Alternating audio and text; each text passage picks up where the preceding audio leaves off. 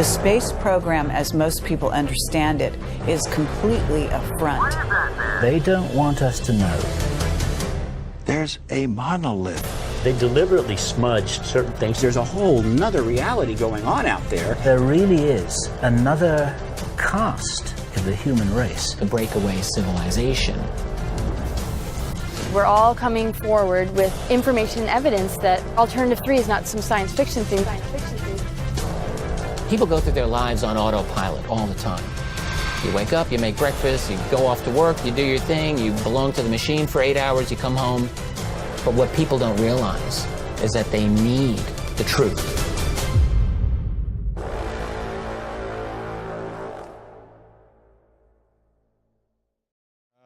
My opinion about the Red Sun missions, after making the film, I realized it's my job not to have an opinion.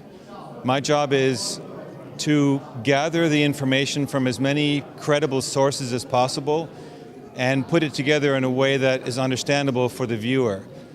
I think that the way we've presented it in the film gives you a good feeling of whether it's real, and I defer to my statement when I was talking about how we need to use the heart as our compass, because I think that when we see this information, it's so profound that it goes directly inside, past all the filters, and gives you your own feeling. And I want you to make up your own opinion. We didn't make this film to make a statement about something or have an opinion. We made this film because we think it's important for this information to be put together in a professional, cool way and let the people decide for themselves what resonates.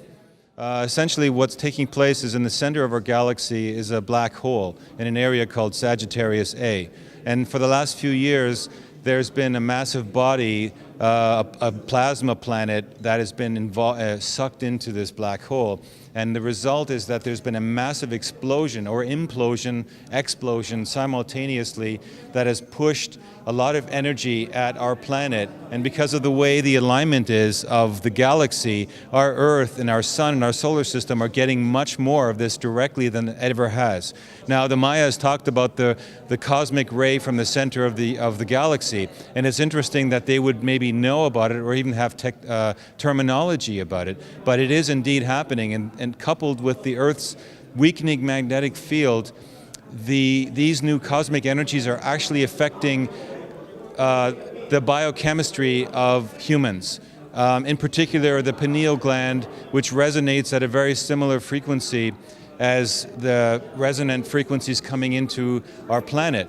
Now, it all plays like a giant harp where the resonant energies are banging off the magnetic field of the Earth. These magnetic field, the Schumann resonances are beginning to vibrate stronger, and these are beginning to affect, we found through biochemistry that, and biophysics, that the human heart and the human organism also vibrates at similar frequencies. So there's a resonant transmission, just like when you bang a tuning fork and you put it beside another tuning fork, the second one will begin to vibrate in the same frequency. So this is how the information transfer is happening. It's not happening because we have to think about it. It's happening because we're actually resonating with the universe, with the core of the universe.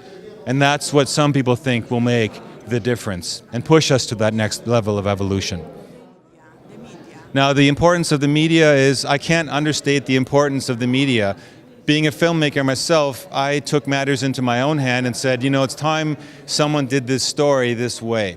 And I coupled up with Tanya Maidenford of Screen Addiction, and the two of us, we share this vision that we think it's time for this information to be put out in a way that makes it not sensational, not not bogged down with I hate to say it, but new age airy-fairiness, but just try to be concrete about it, try to be factual about what is out there.